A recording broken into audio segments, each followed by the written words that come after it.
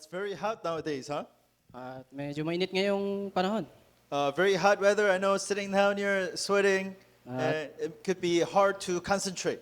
Medyo mainit at kaya pinagpapawisan tayo kaya medyo mahirap mag-concentrate. I got a text from our brothers in Pakistan last night. At ako'y nakatanggap ng text sa mga kapatid natin sa They Pakistan. sent me a series of videos At sila nagpakita ng mga video where their brothers and sisters in Christ near to their town were being persecuted. kung saan yung mga kapatiran natin na malalapit dun sa lugar nila ay pinapersecute. There's videos about houses being burned, people being beaten, they're bleeding. They're sending me these videos. At pinakita nila sa akin kung saan yung mga bahay sinusunog at yung mga tao binubugbog. And these are the people that I met in Pakistan when I was there. At ito yung mga tao na nakita ko doon sa Pakistan nung nandoon ako. So my heart was very broken watching that. At ako talagang, puso ko talaga ay nadurog nung pinanood ko yon. And I encouraged them saying, you are so precious disciples to save Pakistan. At sinabi ko sa kanila na kayo ay mga mahalagang tao na gagamitin ng Diyos para iligtas I ang said, me Pakistan. and my church will be praying for Pakistan. At ang aking simbahan ay mananalangin para sa Pakistan. Amen? Amen. So we will be praying for Pakistan, guys. Amen? Tayo mananalangin para sa Pakistan. And you will be meeting them come June. At makikita natin sila dito sa June. All in all, maybe 18 will be coming here, spending 4 weeks with us. At baka mga nasa 18 yung pupunta dito at sila ay makasama natin sa loob ng So that no apat na matter what kind of persecution, hardship, problem come their way, they will live a victorious lifestyle. para kahit anumang persecution o kahirapan yung kanilang dadaanan, sila ay mamumuhay ng merong katagumpayan. You know, remnants, let's make a confession of faith. Jesus is a Christ, the Son of the living God. Amen. Amen. Title of today is Victorious Lifestyle. Ang titulo natin ngayon ay Victorious Lifestyle. And just like the story about the Pakistani people, we need to live a victorious lifestyle no matter what is going on in our life. Kagaya nung storya ng mga Pakistan, kailangan magkaroon tayo ng matagumpay na buhay, ano man yung nangyayari sa ating buhay. I've told you guys many times in my message that our life should not be based upon our circumstances. Sinasabi ko sa inyo na yung buhay natin ay hindi dapat nakaugnay sa ating circumstansya. You know, because you're in a bad circumstances, they should not prevent you from living a victorious lifestyle before Jesus Christ. Dahil tayo ay namumuhay doon sa hindi magandang sitwasyon o circumstansya, dapat hindi yun makaapekto sa pamumuhay natin na matagumpay kay Kristo. If that was the case, all of the disciples in the Bible, they would have failed.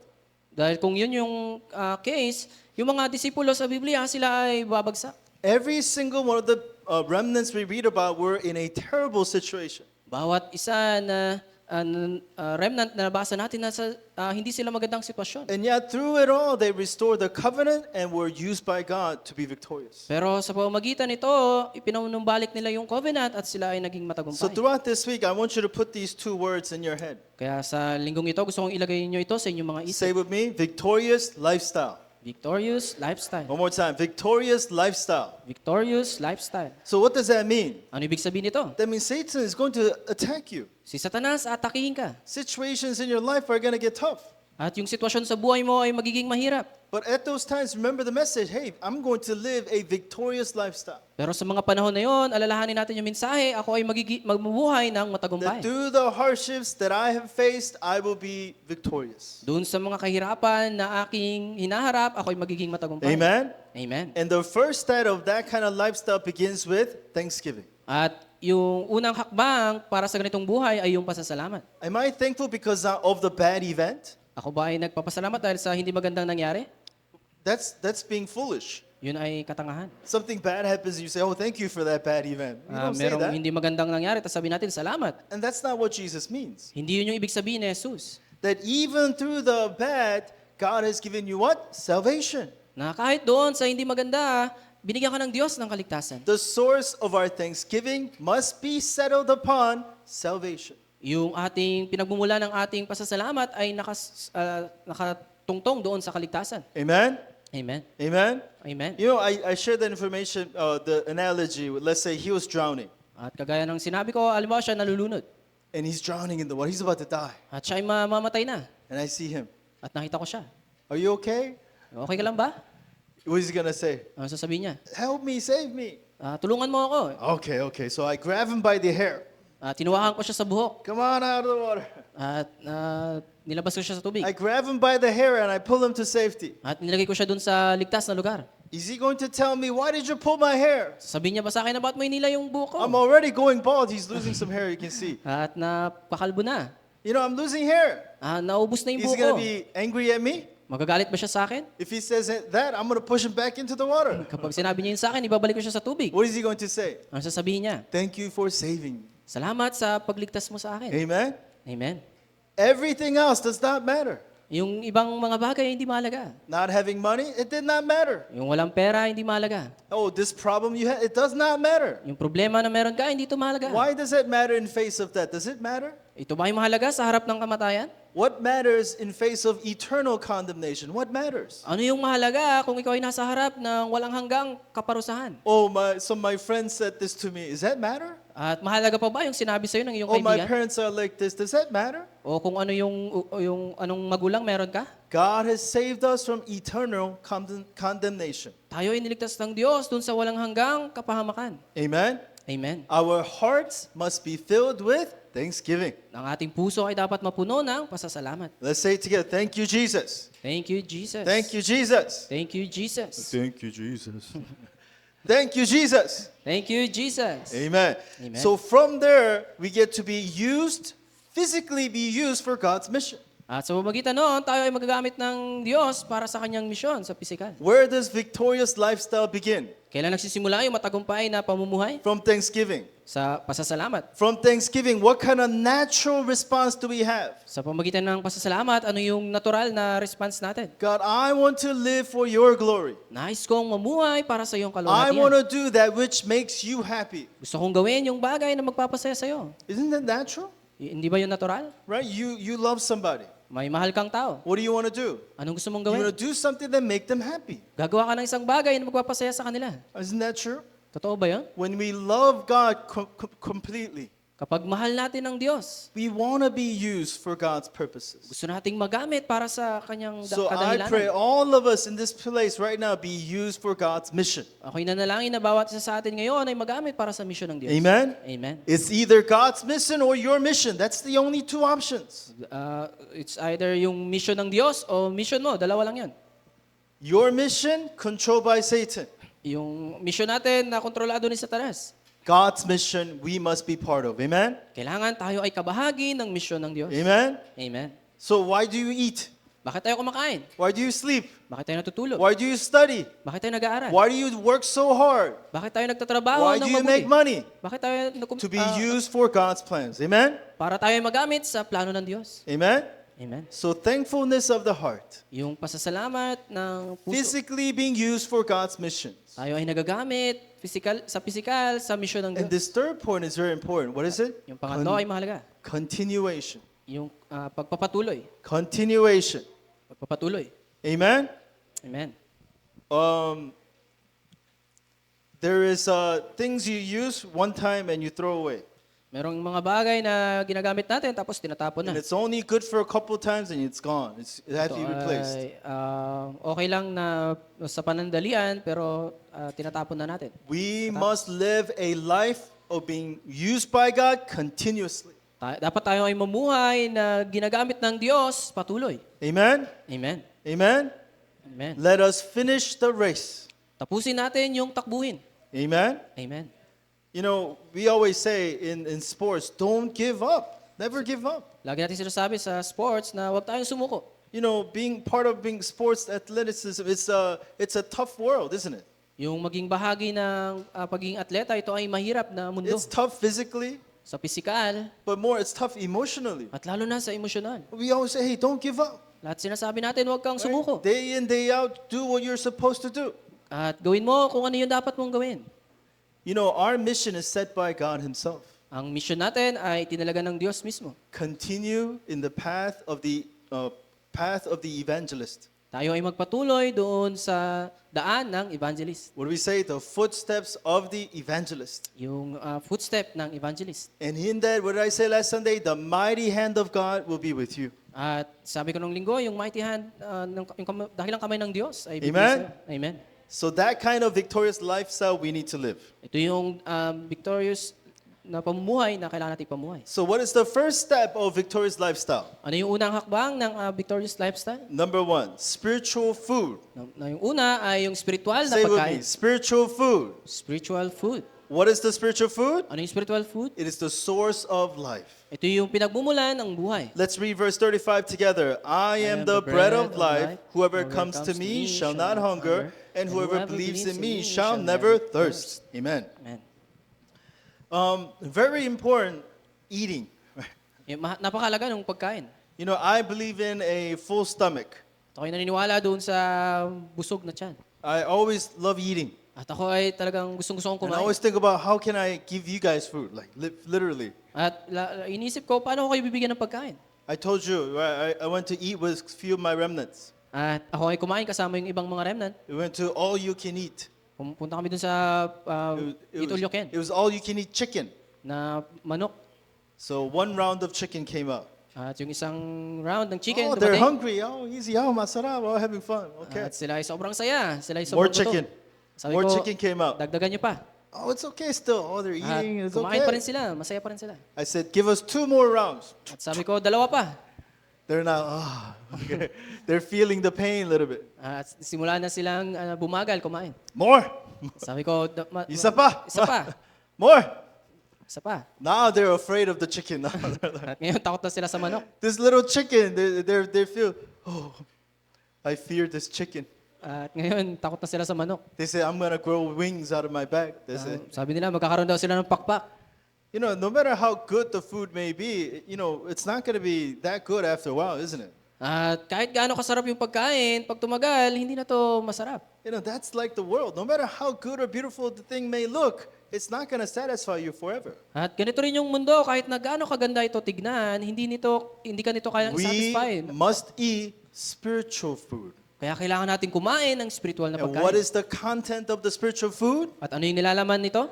The source of life. Yung pinagmumulan ng buhay. What is the source of life? Ano yung pinagmumulan ng buhay? Only Jesus. Say with me, only Jesus. Only Jesus. That's the conclusion you must come to every single day for your spiritual food. Ito yung konklusyon na dapat meron tayo araw-araw bilang ating spiritual na This pagkain. morning, you need to wake up and say, only Jesus. Kailangan, pagising natin sa umaga, kailangan tanging si Jesus. Only Jesus is my answer. Tanging si Jesus yung aking kasagutan. Amen? Amen. That's the spiritual food. You need to feed yourself every day. Ito yung spiritual na pagkain na kailangan ipakain.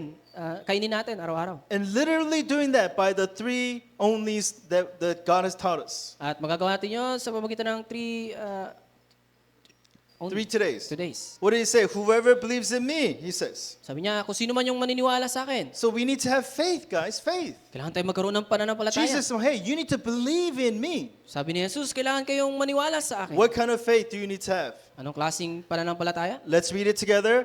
True True thanksgiving thanksgiving for for salvation. That's the word you got to hold on to. Ito yung salita na dapat nating hawakan. That's the faith. True thanksgiving for salvation. Ito yung pananampalataya, yung tunay na pasasalamat sa kaligtasan. That's what you have to eat every day. Ito yung kailangan nating kainin araw-araw. You know, certain food go together. Yung mga pagkain, ay may mga pagkain You know, na I nagsasama. see you guys love rice. At nakikita ko kayo, gustong-gusto nyo yung You got kanin. a nice plate of adobo, chicken adobo, At meron kayong napakasarap na adobo, and you have no rice. pero wala kayong kanin. Oh, it's gonna be so salty. Ito ay magiging maalat. You know, it's like missing something. Ito ay parang merong You gotta kulang. have the rice. You gotta pour it over the rice. Kailangan ilagay natin ito And doon you sa gotta mix kanin. it with your hand, right? At kailangan And haluin you ng gotta kamay. eat it together. At kainin mo siya ng Oh, magkasama. now it's masarap. At ngayon ito ay masarap. What do you need to do to every day? Ano ang kailangan natin gawin araw-araw? Only Jesus. Tanging si Jesus. And what else? True happiness from the gospel. At tunay na kasiyahan mula sa gospel. Read it together. True happiness from the gospel. True happiness from the gospel. Thanksgiving from salvation. Thanksgiving from salvation. Happiness from gospel. Happiness from gospel. We call that prayer. Kaya guys. tawag natin itong panalangin. So holding on to the word, through prayer, you need to have happiness. At kapag ikaw ay humawak sa salita, sa pamagitan ng panalangin, ito ay tinatawag na This is kasiyahan. what you have to do. Ito yung kailangan mong gawin. What else? Ano pa? You need to hold on to your true purpose. Kailangan nating hawakan yung ating tunay na dahilan. People without purpose are weak. Yung mga tao na walang dahilan, sila ay mahina. To be specific, people without heavenly purpose are weak. Para maging mas specific, yung mga tao na walang heavenly purpose, sila ay Why mahihina. are you weak? Bakit tayo mahina? Because you can only depend on yourself. Kasi kaya mo lang magdepende sa iyong sarili. If you hold on to God's purpose, the kingdom of God, the mighty hand of God will be with you. Kapag tayo ay humawak doon sa purpose ng Diyos, ang dakilang kamay ng Diyos ay isa sa'yo. But as I said, God doesn't work for you, does He? Pero ang Diyos hindi nagtatrabaho para sa'yo. It's not like, hey, come here, God, do this. I want this done next day, okay? Hindi to parang, Panginoon, pumunta ka dito at gawin mo to. And you better hurry up too. At kailangan mong bilisan. It's like that's how we pray God. At ganito tayo nananalangin sa Diyos. Like, I want this done right away, God. At gusto kong itong bagay na to agad-agad. No, how does this work? Paano to nangyayari? Say with me, word, Word, prayer, prayer, evangelism. evangelism. Holding on to these, eating these things is how you restore your spiritual state. Sa paghawak at pagkain ng mga bagay nito, ito yung paghawak natin sa mga This is spiritual the na bagay. faith that will save you.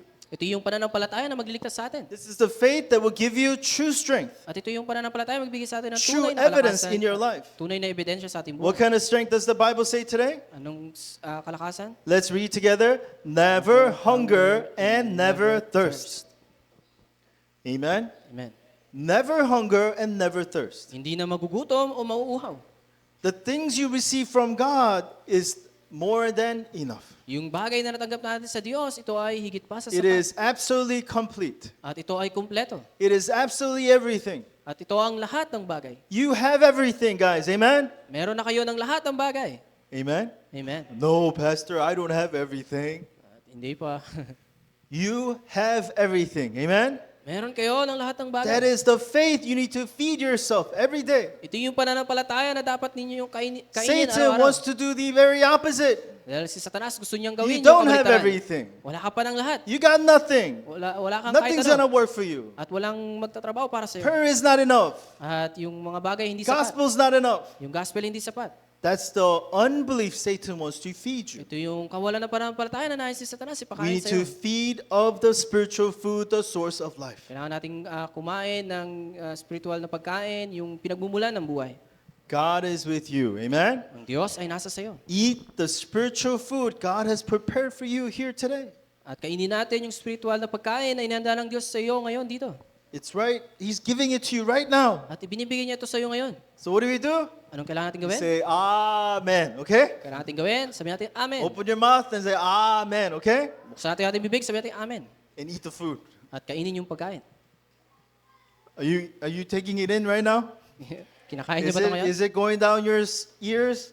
O pupasok ba sa Is ating it tenga? entering your heart? Pupasok sa ating puso? Is it entering your soul? At sa ating kaluluwa? Or is it like a force field bouncing right out? O parang merong harang na nagbo-bounce lang. Eat the spiritual food God has prepared for you. Kainin natin yung spiritual na pagkain na inihanda ng Diyos para sa atin. Amen? Amen. Now, the disciples were walking and eating and living with Jesus. At yung mga disipulo, sila ay namumuhay, kumakain, at natutulog kasama sa And Jesus. yet their spiritual state was unbelief. Pero yung kanilang spiritual na estado ay patuloy na kawalan ng pananampalataya. Let's read verse 37 together. It says, "But I said to you that you have seen me, and yet do not believe. And yet do not believe." Pero hindi pa rin naniniwala. You see me. Nakita mo You niyo hear ako. me. Narinig niyo ako. You see the things that I do. At nakita niyo lahat ng bagay na You aking see the ginawa. works of God. Nakita niyo yung trabaho ng Diyos. And you still do not believe. Pero hindi pa rin kayo naniniwala.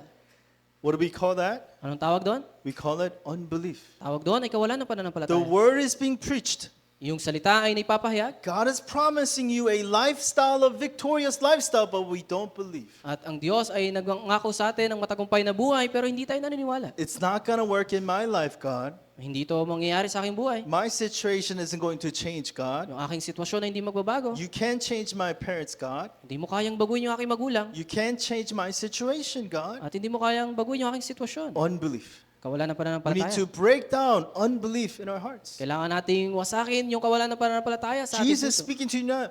I'm showing it to you. All you have to do is believe. At si Jesus nangungusap sa atin at pinapakita niya to sa atin at ang kailangan nating gawin ay Because manampalataya. you know what happens if you don't believe? Ay, ano mangyayari pag hindi tayo nanampalataya? All you hold on to is what you have. At yung pangahawakan lang natin ay kung anong meron tayo. All you care about is what I want. At yung nice lang natin ay kung ano yung gusto natin.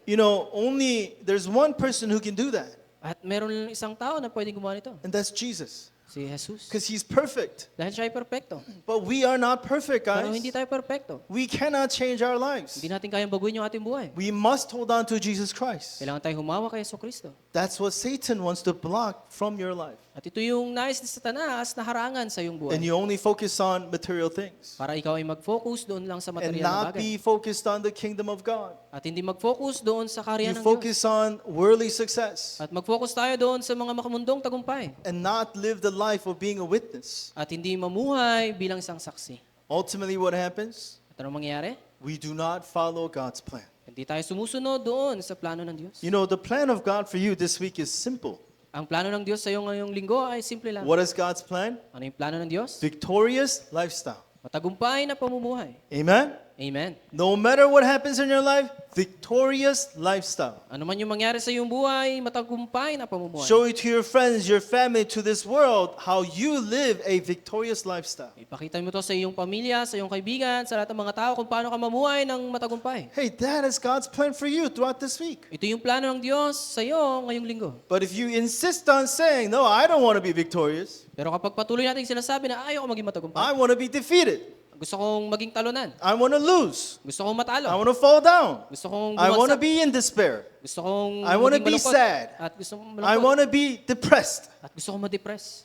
That is the choice you make. Ito yung pagpili na ginawa mo. But God's plan for you is a victorious lifestyle. Pero yung plano ng Diyos para sa iyo ay matagumpay na pamumuhay. Amen? Amen. Hold on to God's covenant, guys. Amen? Hawakan natin yung covenant ng Diyos. Why? Because we have a true hope in God. Dahil tayo ay may tunay na pag-asa sa Diyos. So if you're eating the right food, what's going to happen? Kapag tayo ay kumakain ng tamang pagkain, ano yung mangyari? You're going to have the right spiritual state. Ikaw ay magkakaroon ng tamang spiritual state. You know, my wife is worried about my health.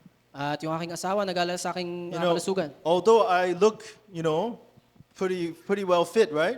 Kahit na ako ay mukhang malusog, But some numbers are not good. Inside. pero may mga numero na hindi maganda. So she's like, oh, you gotta change your diet. Kaya sabi niya, kailangan mong palitan And yung I iyong see the diet. table sometimes. At pag nakita ko yung... And all I see sometimes is like little bit of rice and some plants, dead plants on my plates. Kaya pag titingnan ko minsan yung lamesa, nakikita ko lang ay And konting I say, kanin what at, am I a rabbit? at puro gulay. Kaya sabi ko, mukha ba akong rabbit? Am I a rabbit? Ako ba ay rabbit? You want me to live till 300 years old? Gusto ko mamuhay ng 300 years old. You gotta eat correctly, guys. Amen? Kailangan tayong kumain ng tama. Not just physically, spiritually, you gotta eat correctly. Hindi lang sa physical, kung hindi sa spiritual. Then you're gonna have correct spiritual state. At magkakaroon tayo ng tamang spiritual state. No unbelief, right? Correct spiritual state. Walang unbelief, kundi tamang spiritual state. And you hold on to true hope for the future. At tayo humahawak doon sa totoong pag-asa sa hinaharap. Let's read verse 39 together. And this is the will of him who sent me, that I should lose nothing of all that he has given me, but raise it up on the last day. Amen. What does Jesus promise? Ano yung pangako ni Jesus? Hey, I'm not going to lose any of you. Wala mang sino man yung mawawala sa inyo. Meaning all the promise God has given, Ibig sabihin, lahat ng pangako na ibinigay ng all the Diyos, promise Jesus gives to us, lahat ng pangako na ibinigay sa atin ng Diyos, nothing will be lost. walang anuman ang mawawala. As you hold on to the word of God, nothing will be lost. That's what he is saying. Kapag humawak tayo sa salita ng Diyos, walang mawawala. Satan's going to deceive you. Si Satanas ay lilinlangin ka. You can't do it. Hindi mo to kayang Not gawin. possible. Hindi posible. What does Jesus say? Pero ang sabi ni Nothing Jesus, that God has given me will be lost. Nothing. at walang anumang binigay sa akin ng Diyos ang mawawala. You cannot be separated from God. Hindi ka mahihiwalay sa Diyos. Meaning what? Your life cannot be separated from God's plans. Ibig sabihin, yung ating buhay ay hindi mahihiwalay sa plano ng Diyos. You are in God's grasp. Ikaw ay nasa kamay ng Diyos. Amen? Amen. What kind of hand? The mighty hand of God is holding you. Anong klaseng kamay? Yung makapangyarihang kamay ng Diyos ang mahawak sa We iyo. are weak. Tayo ay mahina. We have limits. Tayo ay merong mga We limitasyon. make mistakes. Nagkakamali tayo. But God does not make mistakes. Pero ang Diyos hindi nagkakamali. Amen? Amen. He will hold you no matter what. Hahawakan ka niya, ano man ang mangyari. Let's read this together. It says, Who shall separate us from the love of Christ? Shall tribulation or distress or persecution or famine or nakedness or danger or sword? As it is written, for your sake we are being killed all day long. We are regarded as sheep to be slaughtered. But no, in all these things we are more than conquerors through him who loved us. Yes, we're like sheep to the slaughter. Para tayong mga tupa na kakatayin. But in the hand of God, no worry, don't worry. Pero sa kamay ng Diyos, walang pag-aalala. You cannot be lost. You cannot. Hindi ka mawawala. So we need to open our spiritual lives Kailangan nating buksan yung ating and spiritual na mata. remember who we are. At alalahanin kung sino tayo. How do we do that? Paano natin ito gagawin? You got to eat the right food, guys. Kailangan natin kainin yung tamang pagkain. You keep eating poison, putting that poison in your soul, you're going to have unbelief. Kapag ikaw ay naglalagay ng lason sa iyong kaluluwa, magkakaroon ka ng unbelief. Close your ears to poison, At sarado natin yung ating tenga sa to mga unbelief. lason, sa mga walon ng Open your pananampalataya. hearts only to the Word of God. Buksan natin yung ating puso tanging sa salita Then ng you're going to Diyos. have the right spiritual state. At ikaw ay magkakaroon ng tamang spiritual And you're state. going to have true hope for the future. At magkakaroon ka ng tunay na pag-asa sa hinaharap. Amen? Amen. And that hope is what? That you will be used as God's witness. At yung pag-asang ito na ikaw ay gagamitin para maging Let's read saksi ng Diyos. verse 40 together. For this is the will of my Father, that everyone who looks on the Son and believes in him should have eternal life, and I will raise him up on the last day. Amen. Amen. So Jesus Christ is called the first fruit of resurrection. Si Jesus ay tinawag na unang bunga ng muling pagkabuhay. And just as Jesus resurrected, we too one day will resurrect into a perfect body. At kagaya ni Jesus na muling nabuhay, tayo rin ay muling mabubuhay doon sa ating To perpektong katawan. live eternity with God in glorifying him. At upang mamuhay ng walang hanggan kasama ang Diyos at bigyan siya ng kalulatian. You are being used to raise those people who are spiritually dead. Kayo ay ginagamit para sa mga tao na yon na spiritual na patay. Save those who are lost. That's who you are. Upang iligtas yung mga naliligaw. Amen? Amen. And what Jesus is promising is, I'm going to use you for that purpose. At ang pangako ng Diyos, gagamitin kita sa ganitong kadahilanan. This is the will of my Father. Ito yung nais ng aking Ama. Amen? Amen. God's plan cannot change. At yung plano ng Diyos ay hindi magbabago. Nothing can stop it. At walang makapagbago dito. And God says, you are my child. At sabi niya, ikaw ay aking I'm anak. going to use you for my glory. Ikaw ay gagamitin ko para sa aking kalulatian. Amen? Amen. Eat the right spiritual food. At kainin natin yung tamang spiritual na pagkain. The source of life, the bread, the true water. Yung pinagmumula ng buhay at yung tinapay ng buhay. Who is he? Jesus Christ. Si Yeso Cristo. Amen? Amen. You will never go hungry, never be thirsty. Hindi ka magugutom o mauuhaw. That perfect gospel God has given to you. Ito yung perfectong gospel na binigay sa'yo ng Diyos. Eat it every day, every Kainin day. natin ito araw-araw. When there's a problem, eat that every day. Kapag merong problema, kainin natin ito. Like a doctor prescribes you medicine, Parang doktor na nagbigay sa'yo ng gamot. and this is God's medicine. At ito yung gamot ng Diyos. If you eat poison, what happens? Pag kumain ka ng laso, ano mangyari? Patay. Patay. Okay? Patay. Patay. Live a victorious lifestyle. Tayo ay mamuhay na matagumpay na buhay. Amen? Amen. Victorious lifestyle leads us to what? Yung matagumpay na buhay nagbibigay sa atin ng ano? Absolute victory. Yung tunay na katagumpayan. Absolute victory. Amen? Amen. What does it mean to have absolute victory? Ano ibig sabihin nung magkaroon ng absolute victory? What does it mean? Ano ibig sabihin nito? God promises it. That's what it means. Ito ay pangako ng Diyos. Our testimony should always be what? Ang ating testimonya ay dapat laging ano? God did it. Ang Diyos ang gumawa nito. Amen? Amen. If God does it, absolute victory. Kapag ang Diyos ang gumawa nito, ay tunay na katagumpayan. If you do it, you're going to lose. Kapag ginawa mo ito, ikaw ay talo. If God does it, absolute victory. Pero pag ang Diyos ang gumawa nito, ay tunay. So throughout this week, live a victorious lifestyle. Kaya ngayong linggo, mamuhay tayo ng katagumpayan. That will give you what? Absolute victory. Bibigay sa atin ng absolute victory. Amen? Amen.